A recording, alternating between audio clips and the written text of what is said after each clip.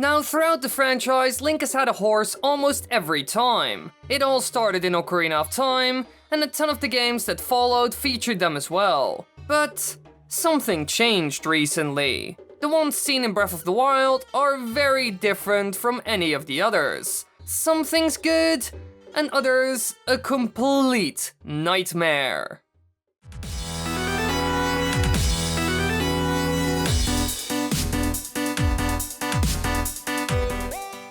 Now, the first game where horses were seen was also the first ever 3D Zelda title, so you would expect that they did this to do something new with this world, right?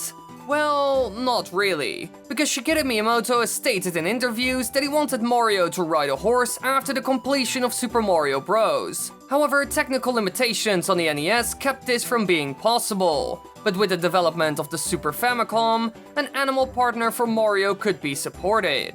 The character of Yoshi was specifically created by Shigefumi Hino, a graphics designer with the help of Takashi Tezuka. And just guess where the original horse idea went to. Yes, that's right, the Legend of Zelda series. Here we meet our horse for life, Epona. With it you can travel at faster speed and even jump over fences, even speeding it up by whipping it for up to 6 boosts, which appear on screen as carrots to indicate the horse's stamina. When it came to combat, you really only had your bow. You couldn't use your sword at all. Now, this is how it all started and was back in the day overall a fun mechanic that was useful and had good controls for the time period. And later on in Twilight Princess, they took it all a step further and almost perfected the horse riding formula. Link can also fight enemies while on horseback using his sword, as well as the hero's bow to snipe enemies. There are even a ton of missions involving horse riding, like the one where you escort Ilya and the others to Kakariko Village. Or when you fight Ganondorf, who rides his horse during the second phase of the final boss battle, where Link must ride after him with Epona, while Princess Zelda aims her bow at him. In my opinion, this was the peak of the entire concept. It was used in a ton of different ways, useful, had good controls, and the list goes on. As far as I know, a lot of people also enjoyed this version of Epona a lot, and also all the mechanics associated with it. However, now with the new Breath of the Wild, they wanted to make this formula even better. But we need to talk about this, because they made the formula better in a ton of ways, but there's one thing that makes it the absolute worst. The entire way how horses work in this game has been expanded upon so much. Now you're able to ride horses by sneaking up to them and jumping on their backs. Once you're onto a wild horse's back, it will jump around wildly and attempt to knock Link off, and by soothing it you can tame it. So now getting the horse itself has become a mechanic, and because of this collecting them also became a thing. They even introduced all kinds of rare horses like Ganondorf's steed. You can give them different saddles, they can have different stats, and more.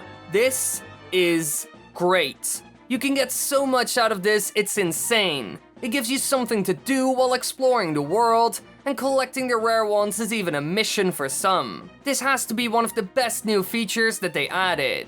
All that new depth to the whole experience is just great. Even the horse combat became better with enemies in the world using them as well, and by adding the Flurry Rush. Yet again, a huge improvement in every way, and one that I'm very happy with, to be honest. So now you're wondering, but Wily, I thought you had a problem with the changes in this game.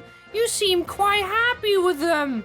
Well, that's because everything about the horses is amazing, except for one thing, and that's why I never ever touched them. The controls. Nintendo tried to make the experience better by letting the horses automatically avoid obstacles and follow paths. But every time I'm on a horse, I ride it for 20 seconds and then jump off because it annoys me to death. The reaction time of the beast is terrible, the handling is even worse, and sometimes the automatic riding can be a huge obstacle. For some reason, I just can't work with them. They always struggle to follow my orders, even when they completely love me. They always feel so buggy, not that fast even, and just clunky. Now, people have told me that they did this to make it more realistic. I don't really know if this is true, but if it is, then it was a bad idea from a game design perspective. Realism is important, and can certainly make a game better. For example, most of the Battlefield games try to be accurate.